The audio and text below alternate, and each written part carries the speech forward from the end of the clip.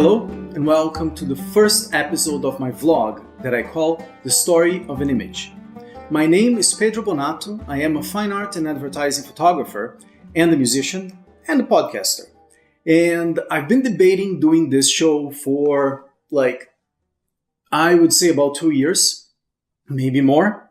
And what I wanted to do was to have a place where I could talk about the process of image making, of coming up with ideas for photos, for shoots, the inspiration behind these images. Usually I do work that is inspired by mythology or history or fairy tales. And I always find that it's a fascinating conversation to talk about those things.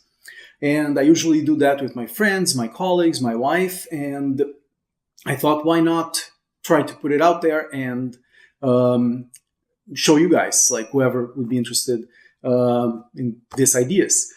But that's not how it actually started. It was a lot of weird stops, tries, excuses to do it, excuses not to do it. And I'll talk a little bit about that. But this, I hope, as my first vlog, is sort of like a manifesto or like a beginning of all the things that I've been trying to achieve in art as an artist for the last 8, 10 years, maybe more.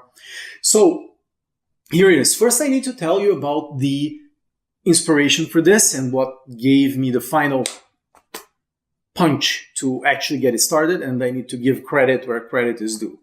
First, my wife, who is also an artist, she's a dancer, she kept telling me whenever I'm coming up with ideas for photos, she was telling me, oh, you should totally go for a vlog and try to put these things out there.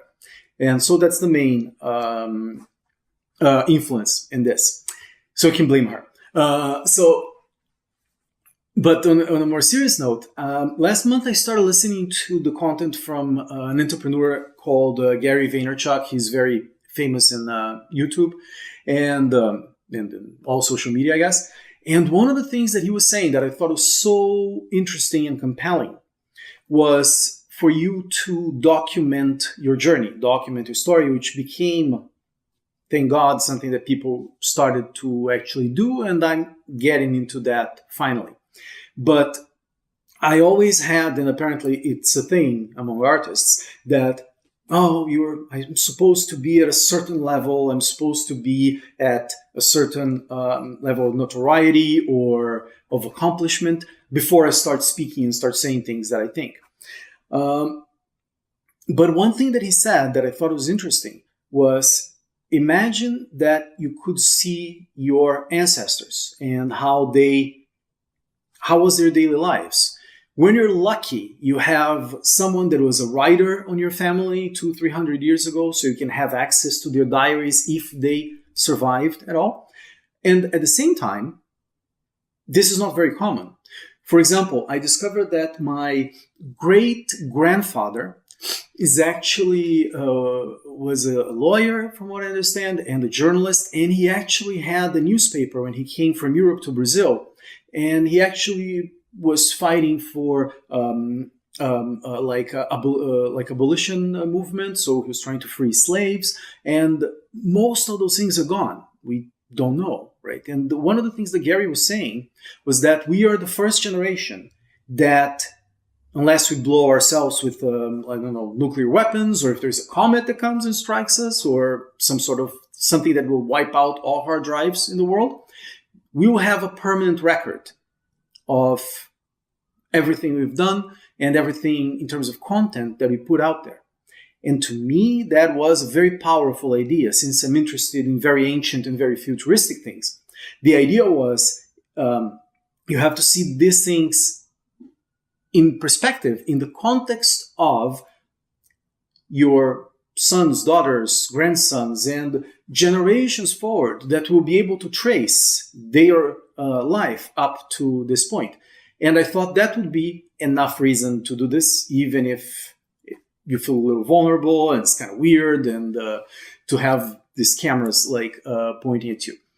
So that's the context in which I was starting. The second thing that got me very into doing this was a quote from author Neil Gaiman, that he was talking about the importance of fiction and how truth is represented in fiction.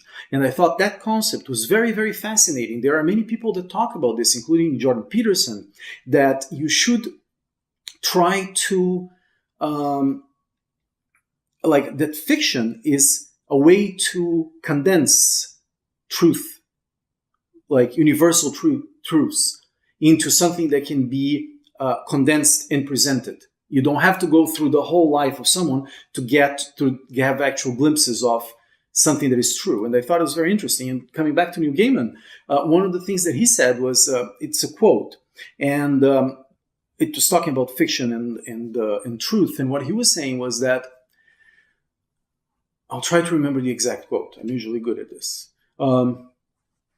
That fairy tales are not important because they tell you that dragons are true, but because they can be beaten. I thought, wow, that's a very interesting idea. Dragons can be beaten. It's a universal theme. And in my case, my dragon has been putting work out there, has always been contacting. I create a lot of fine art series. I have 3 or 4 that I have done over the last few years with a lot of countries, a lot of things. But I must say, even though I'm somewhat extroverted, I am very shy when it is to present my work and to put it out there. And I've done it very, very, very ineffectively so far. So sometimes people come to my house, which this is being recorded, and then they see my photographs, or sometimes, of course, I put it in social media. But to me, it's very hard to go and quote unquote sell my work.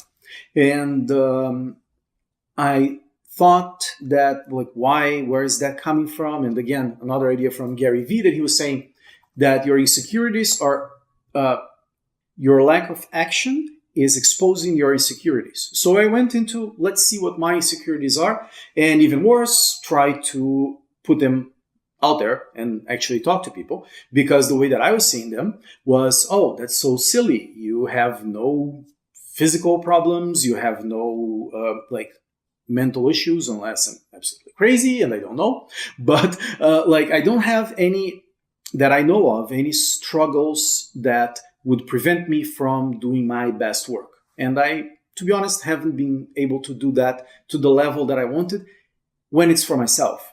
Meaning, if I'm going to work for a client, or if I'm going to do a show and I'm going to present something to other people, it's much easier for me to go and actually do it for someone else. But on the things that I hold near and dear to my heart, it was always so hard to actually do this. So the last thing that was like the last drop that said, let's get this started, was something that a photographer that I really admire, Chase Jarvis, said, that it was actually, I think on an Instagram post, he was like, I was scrolling, something you're not supposed to do in the morning, but I was scrolling and seeing, and then there was a quote from him. He said, I think you should go for it. And I thought that was like, it actually applies to any project you're sort of thinking, and you're thinking more than once, so you should probably go for it. So with that big introduction, this is why I'm doing this. I hope you will find this interesting. If you're a fellow artist and maybe you are at the higher level of accomplishment than I am, maybe you will find this interesting, of seeing maybe I was like that sometime, and maybe that will unlock something on your own journey. If you are an artist just starting, maybe you will find this interesting thing. If that fool can do it, I can do it too. So hopefully it will spark something of interest to you. The other thing that I wanted to that I hopefully want to have with this is, for the people that are interested in my work and would like to know the stories behind the images that I'm creating, and what I meant by them, and the process of making and coming up with them, maybe you will find this interesting. I remember this quote. I think I heard Joseph Campbell saying it, but I think he was talking about a psychologist whose name I forget right now. But he was saying that, like, if you want to insult an artist, ask him what his work means. And if he wants to insult you, he will tell you. It's sort of saying, like, half jokingly, in more of like an academic way of saying things. And there's some truth to that. But the way that I see images over the years that I've been photographing is that images are objects to think with. They're objects that you use to help you see the world. They are like this soul post-its. They are, I'll be a bit woo for now, but I really believe that. I think images are like portals. They are portals to showcase our deepest emotions, our deepest longings. They are maps of desire. They are maps of our dreams. Everything comes first in an idea. And one of the ways since caveman times, we've been trying to portray things. And by portraying them, reveal a deeper inner nature, something that appears in the context of fiction. And that's one of the powerful things about fiction. In terms of photography, what I find so fascinating, and it took me a long time to figure that out, or at least that's my current thought, is that the cool thing about a photograph is that you're capturing the photons, right? So it's going to a sensor, to a film, and it's there. And it's supposed to be, when you have a very unsophisticated, in my opinion, view of image making, it's supposed to be a representation of truth.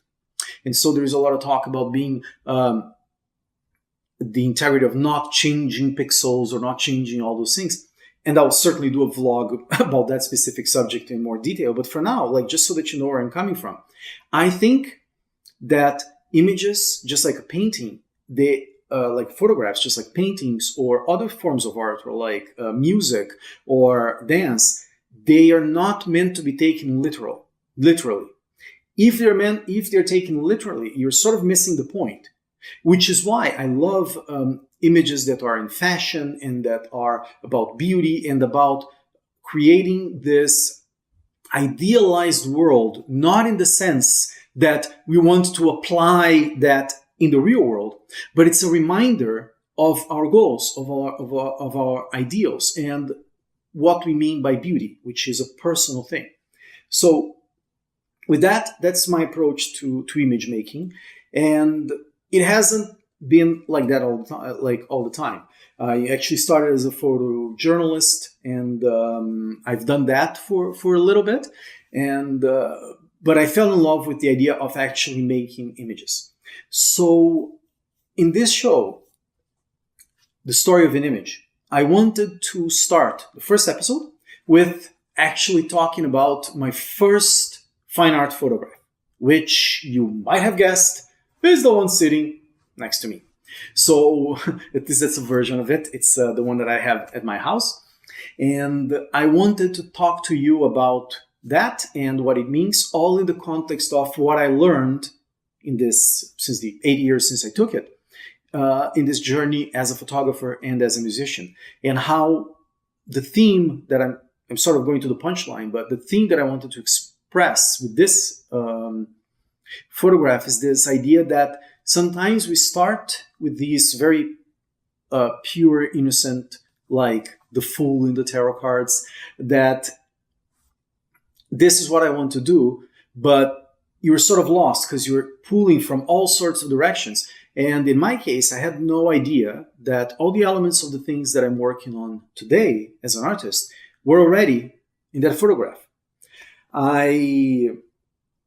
So I will tell you a little bit about this photo and how I created it and what it means to me. And then at the end, I'll try to pull it all together with my current projects and all the things that I am very, very passionate about sharing with you over the course of how long I'm going to be doing this project. So let's get it started. Okay, so let me tell you the story of how I changed all my plans to become a professional fine art photographer. That happened when I was doing a master's degree in Toronto. I had just moved from Brasilia, where I was government employee for 5 years. And I came to Canada to study, to do a master's. Originally, my idea was to be in an MBA program or maybe do something in design. And then I got accepted to a Master of Art, Media and Design, just a fancy name, at the Ontario College of Art and Design, which is kind of a cool school here in Toronto. And in this program, what was attractive to me was this idea that you could pull from different areas. It was an interdisciplinary program. And I thought, well, let's give it a try. I think it could be like an interesting thing. My original idea was to study, or to at least come up with design solutions in an area that is very dear and near to my heart, that is the relationship of art and science. I actually studied physics for a number of years. I wanted to be an astronomer. And then it was not for me.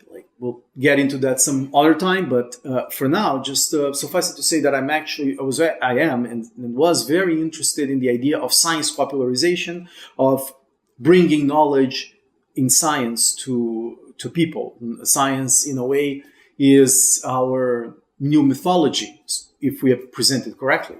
So I was working on that, and one of the cool things that we did in this master's program was we had a studio practice that was basically an open studio practice, and you had access to all the shops, all the labs, all the studios that you could do stuff in the university. That included dealing with fabrics and with photography studios and 3D printing and sculpture and all those things. And to be honest, I never really thought of going and actually trying those things just for the sake of trying them. And this class was an excuse for you to go and try different things and get your main area and try to do something else. And the first time I picked up a camera, I was 14. So that was 15 years before this story. Yeah, probably. So I've been photographing for a long time, but I had never stopped to actually go and create a photograph. And so in this class, I was thinking, how can I create something that combined my interest in art and science with photography, specifically with this aesthetic of that I liked, like in fashion and even in like this posters from superheroes, like X-Men. So I was thinking, what can I do that would be that could be interesting? And I thought, okay, I will do a creative portrait because I was interested in photographing people. And then, but who should I create? Who should I portray? And then I had this idea of these forgotten heroes in science, right? There are all these people that, unless you are really deep into liking the history of science, they sort of go on the sidelines, right? Like Alfred Russel Wallace in relationship to Darwin. But the main one, which is a character that I fell in love with when I first heard about her, when I was like about 16 or 17, is a woman named Hypatia of Alexandria. Hypatia was the last director of the Library of Alexandria, the famous library that had all the knowledge in the world and the million papyrus scripts. And she was its last director. She was this woman apparently of great intellect and great beauty, and she was not interested in like married life and having a regular Ptolemaic Greek life in Egypt. And she, in a man's world, went to the highest position that in science that someone could have at that time. And I always thought this was fascinating. The first time I heard about her was in Carl Sagan's Cosmos series, where he sort of like walks around the Library of Alexandria and he talks about Hypatia. And the funny thing, the interesting thing that appealed to me so much about her story was that she was a mathematician, an astronomer, a poet, and a teacher, and she was all of those things. she did this amazing contribution to science. She created, at least she is said to have created the first flat astrolabe. The astrolabe is this device, it's a navigation device. And it's an artifact of great beauty, even in those times. And it was the iPhone until the 16th, 17th century. It's before watches, it's before compasses. You can point it to specific stars, you can check this star map, and then you know precisely, or at least with some precision, your position in the world and your time, which was incredibly important for navigation, for all sorts of things. And her design, basically, her basic design has been used for 1,000 years after her death, even more. And the other interesting thing about her is that she lived in a time of great difficulty. It was the beginning of the early church. The early church was taking its power. And then the story says that she was killed by a mob of Christians when she was going to work, by the command of a bishop named Cyril. As the story goes, she was charged with the usual stuff. She was charged with witchcraft, paganism, and all sorts of things. And then she had her body cut with abalone shells, and that was her demise. I saw in history a lot of paintings and the depictions of her in all sorts of different ways. Especially in the 18th and 19th century, there was like a renaissance of creating these characters. And I loved their representations for what they were, but they never really spoke to me personally. Until one day when I was thinking, okay, I should go for try to do this Hypatia portrait. And I went to see a movie at the Toronto International Film Festival called Agora with Rachel Weisz. And it was a depiction of the story of Hypatia. And I thought, oh, that's such an interesting synchronicity. It has happened in my life so many times. I'm thinking of doing something, and then there is this other portrayal that is sort of like in the air. And I thought the movie was absolutely amazing. But again, it was trying to convey a fictional representation of what her actual life was, which is great. I love the photography, I love the story, I love everything. But that actually gave me the key to what I wanted to portray, and this basically came to my mind, was, okay, how can I create an image that represents Hypatia the way that I feel and see her? How can I relate her to the certain ideas of her time, like the idea in mythology that you have like the goddess of astronomy and the goddess of dance and the muses and all those things. And I thought, well, what if we represent her not by her death, which is by this cutting with abalone shells and all this terrible business? What if what we show is that through her knowledge, like her knowledge was pouring through her skin? That was the idea that I had, was that you had these writings on her skin, all the knowledge that she was giving freely to the world. And she became, in a way, a sort of muse of science in many, many, many ways. And I thought it would be interesting to create that. And then the idea that she embodies the astrolabe, as you'll see in some images that I'll be showing around in the photograph that you see next to me, which is inspired by the astrolabe. The astrolabe is a beautiful combination of art and of science and of culture. There are some astrolabes, especially one here in Toronto, that was found, I think it's from the 15th century in Spain. Yeah, from the 15th century in Spain, when they had, before the time of the Reconquista, which means they had Muslims, Jews, and Christians working and living as well as historically they had for a while. And in that particular astrolabe, there are things written in Arabic, in Latin, and also in Hebrew. So I thought, oh, that's so interesting. And then all the designs that have this syncretic relationship and this fusion of cultures. And it's an object of great beauty and also an object that is absolutely practical. And all those things, they got combined. And I thought, that's something I would like to wear myself. I didn't think of it that way exactly, but then I thought, oh, what if this character, she has all these markings as if it's like war paint on her skin. So then I decided to collaborate with, I had the vision for the photograph, and I decided to invite two people to work with me on this because I can't pose for being Hypatia and I don't know anything about body painting. So I decided to collaborate with a good friend of mine, a dancer and an actress called Angelica Scanura, and I asked her to portray this character. And I told her about the story and she was into it.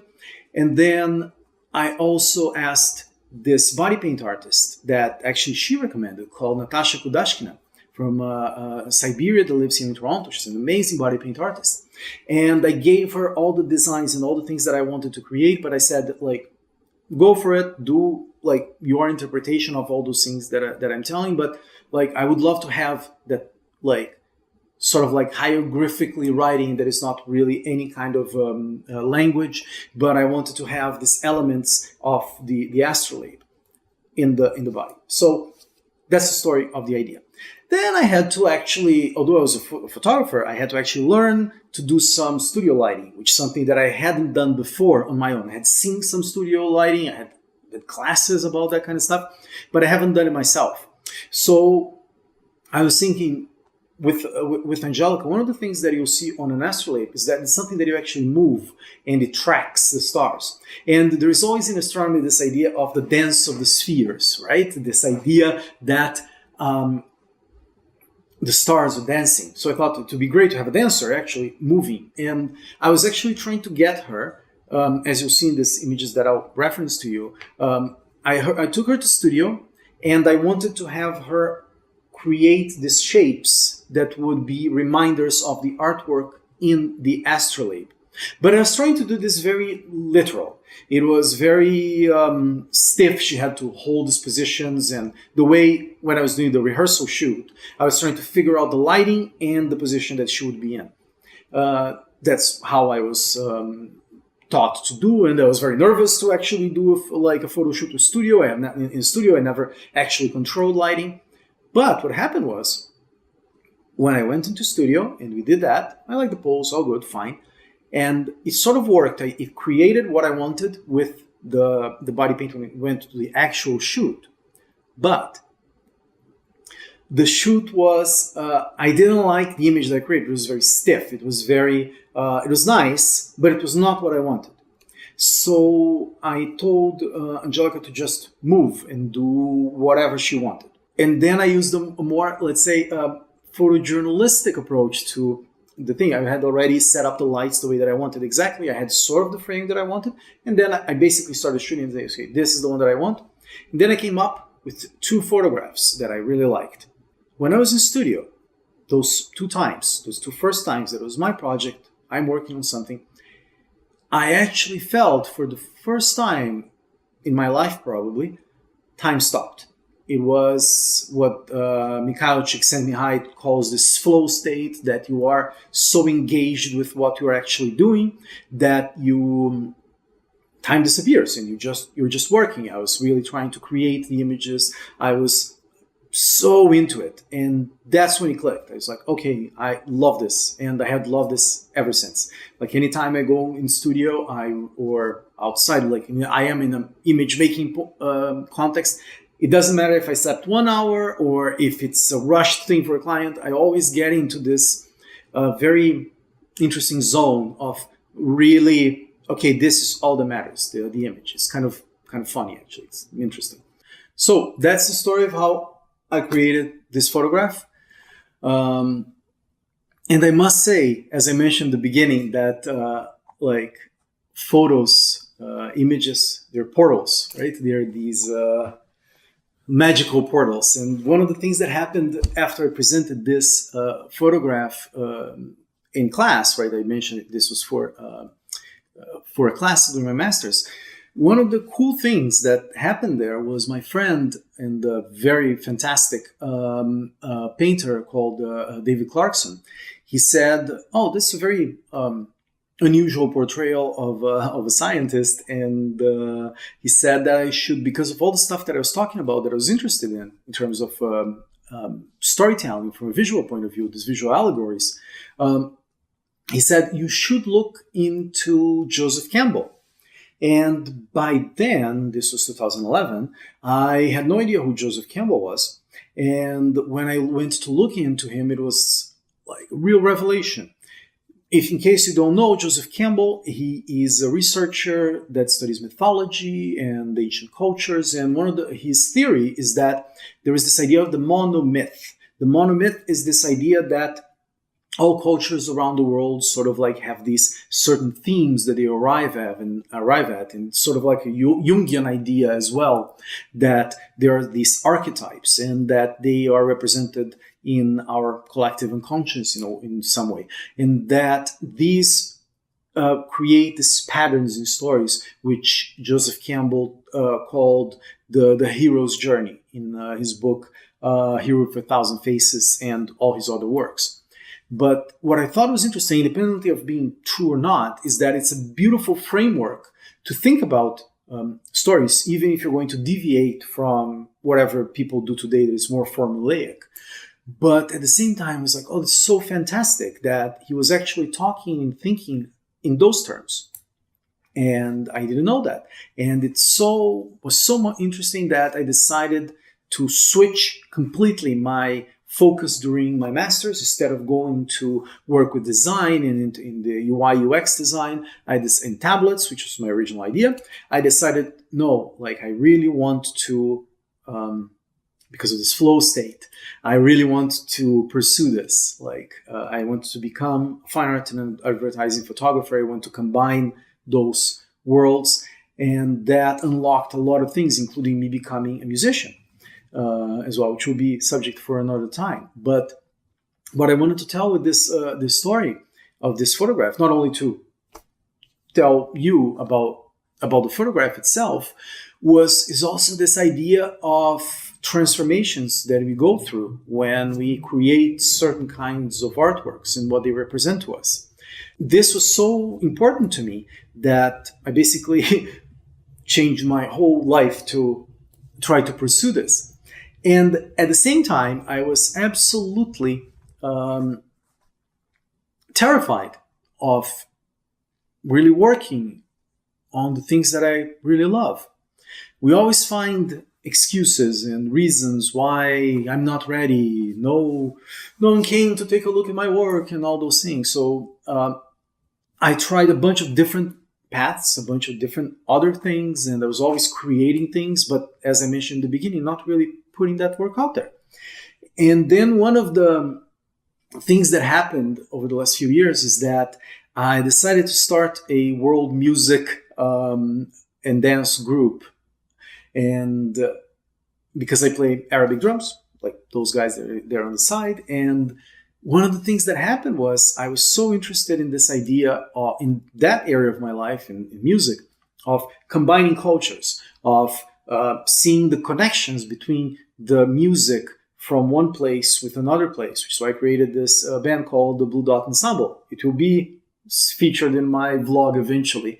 But I had this urge in one part of my life of creating music and combining cultures and trying to show that we are all from everywhere, all in this sphere, and that all the cultures of the world should be shared and appreciated, and we should get the best that everybody around the world was able to create. From, I assume we can even go to Denisovans with 85,000-year-old bracelets that they're creating.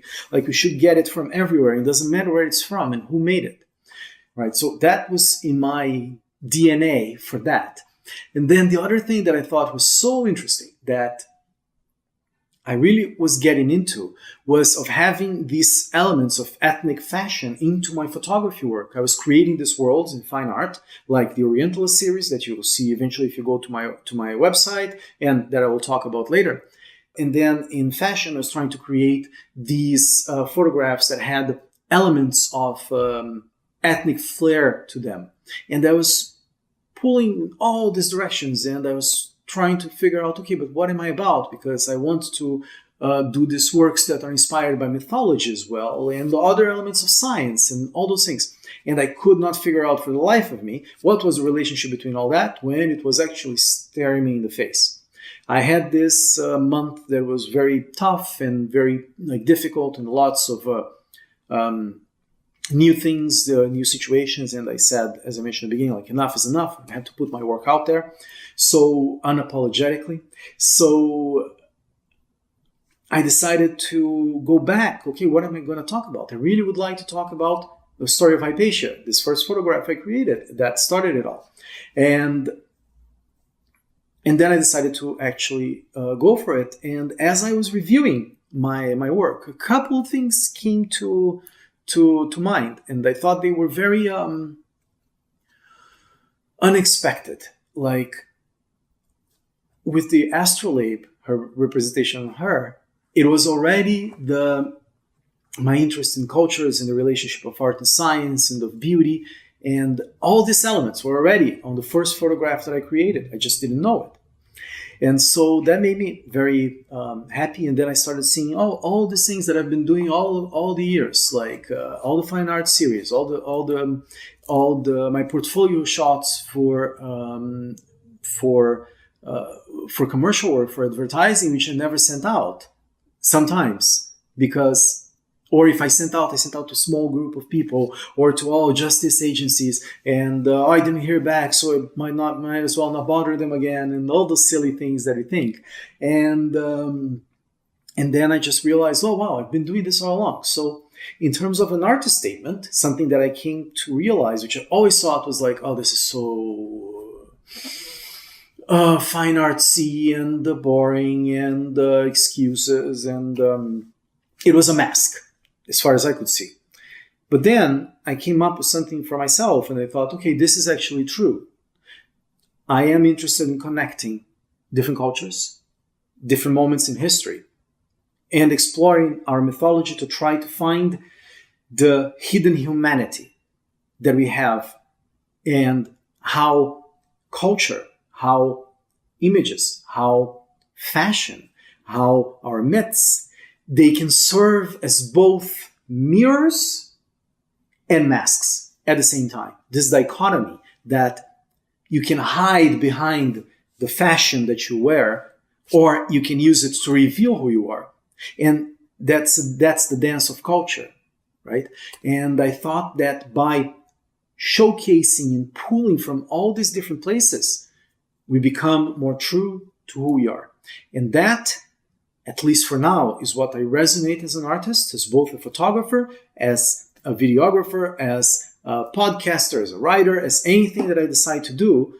They're all in that context, which is actually embedded in the ideas presented by Joseph Campbell, which is actually embedded even in this photograph that I created. So this old portal started a new renaissance for me that I feel very,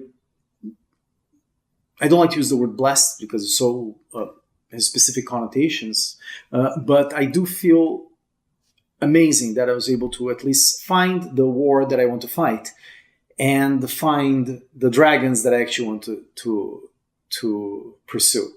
So I wanted just to finish off. And again, I wanted to thank you for listening to my little story. It's sort of like, it is a little bit of an origin story. If you'd like to hear more about some of those things, I have a podcast where the last episode, episode 10, I actually go in a little bit more detail in my previous life as a government employee in Brazil. But I wanted this to be more about images and be more spontaneous, so I didn't know what I was going to necessarily talk about with you. So the last thing I wanted to talk to you about is this idea of this transformation and things that you decide to do. So I will tell you about 3 new projects that I'm working on. And I hope you will find them interesting. And hopefully you will check them out and see what I'm up to. The first one is, this is the obvious one. I'm doing this vlog. So this every week I will bring you some thing that is on my mind in terms of image making. And that's one of them. The second one is a new show called The DNA of Music. In this show, what I'm doing is I'm interviewing musicians from all kinds of cultures. I'm starting this in Toronto, where I am right now, which is a unique place in the world, as far as I know, because we have musicians from all over the world right here, and they're all collaborating with each other. And not only that, they call Canada their home, but here in Canada, we have this thing of like, I as a Brazilian guy, never felt a foreigner here. We're all from everywhere. It's very interesting, at least in Toronto. Maybe it's not the same in the rest of Canada, but in Toronto, it is certainly the case.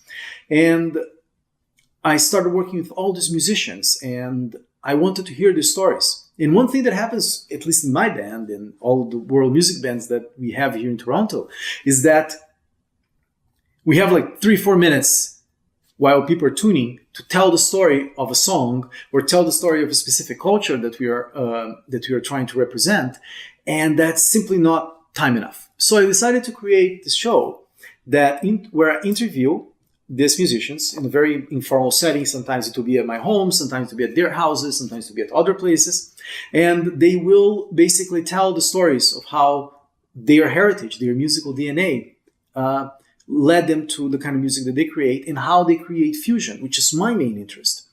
At the same time, there will be in this show a small section with a performance where they either will show a very deep personal song that is inspired by those cultures, or a song that is traditional and is very important to them. I recorded 2 episodes as of the release of this vlog. And I invite you actually to come take a look at this. The third one is, it's kind of funny because even now that I'm very forward about doing this, talking about my work and my process and all the things that I want to do, this is still a bit on the dragon phase. But basically, I decided to create a place where people that like my work can support it, serve as patron of the arts, or this crowdfunding websites like Patreon and Subscribestar, the ones that I'm starting right now. And my idea was to give people a way to be a part of my process, part of my videos, part of the photographs, and actually have their own portals.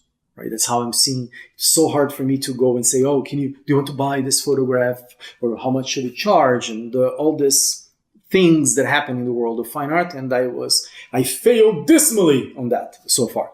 So, but one day I was thinking about what I would like to offer people, and then I remembered this image that was the first photograph I will show here. Okay, that should see. Okay, so this is the first thing that I ever bought on my own.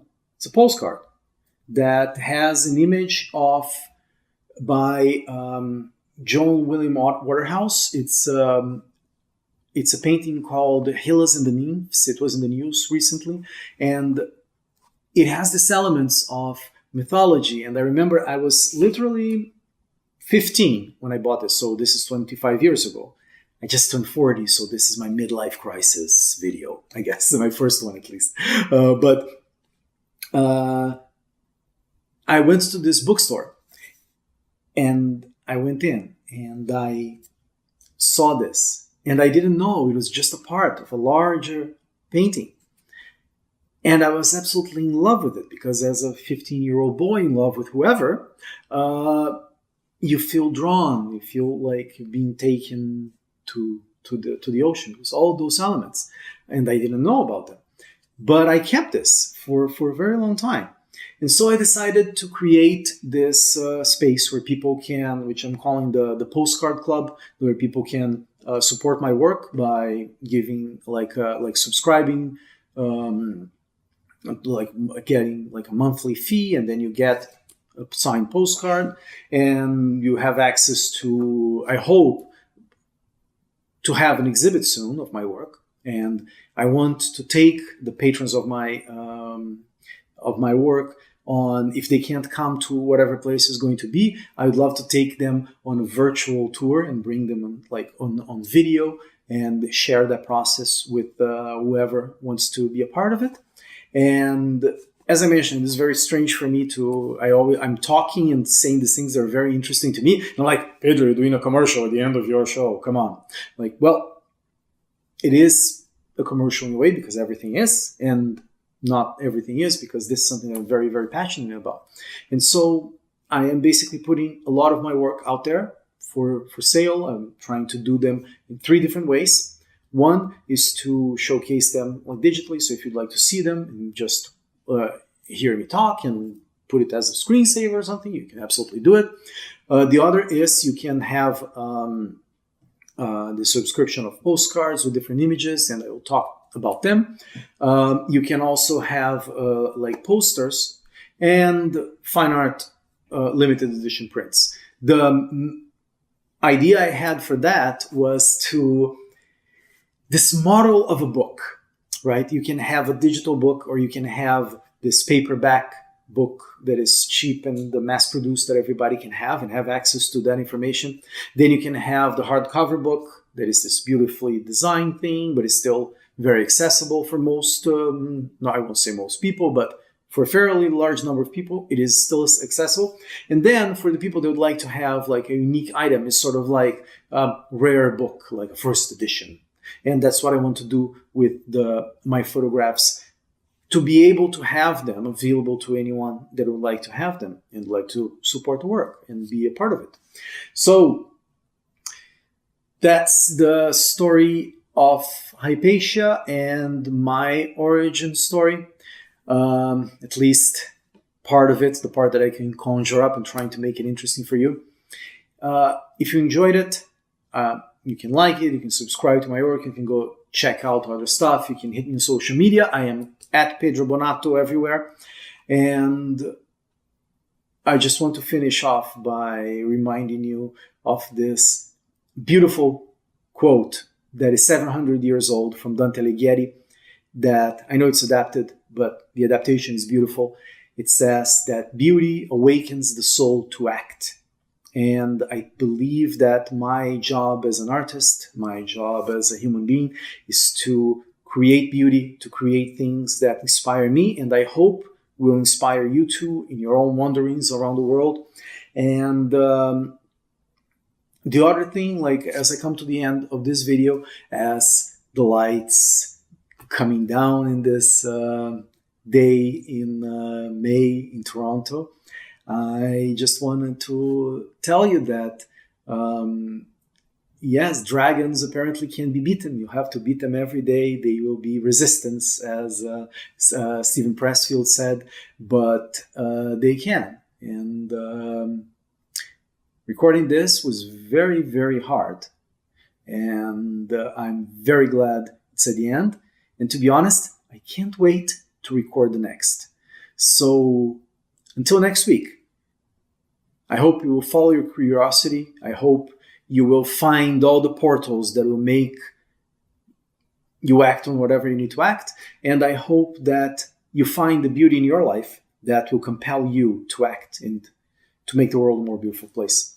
With that, I bid you farewell. If you are one of my descendants, either a daughter or a son, or if you are a grandson watching this in a holographic things, or if you are our Cylon lords in 300 years, I hope you found this interesting and amusing, and that's it. Bye.